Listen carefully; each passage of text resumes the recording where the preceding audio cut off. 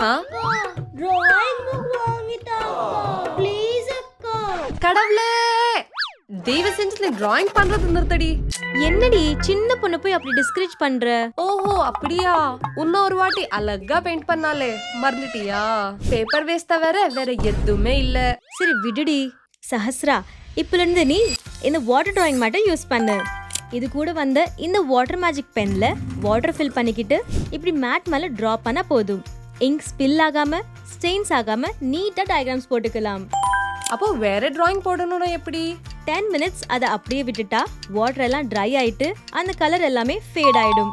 அப்போ திருப்பி அது மேல டயக்ராம் போட்டுக்கலாம். மோஸ்ட்லி இது சின்ன பசங்களுக்கு ஏர்லி லேர்னிங்க்கு நல்லா யூஸ் ஆகும். சோ நம்ம சஹஸ்ரா மாதிரி ஆர்டிஸ்டுங்களுக்கு பேப்பர் வேஸ்ட் ஆகாது அண்ட் சேவர்ல மார்க் கூட விழாது. அதனால நமக்கு எந்த தலைவலியும் இருக்காது. அக்கா சூப்பரா இருக்கு. இதோட லிங்க் பயோல அண்ட் இங்க கூட டேக் பண்ணிருக்கேன்.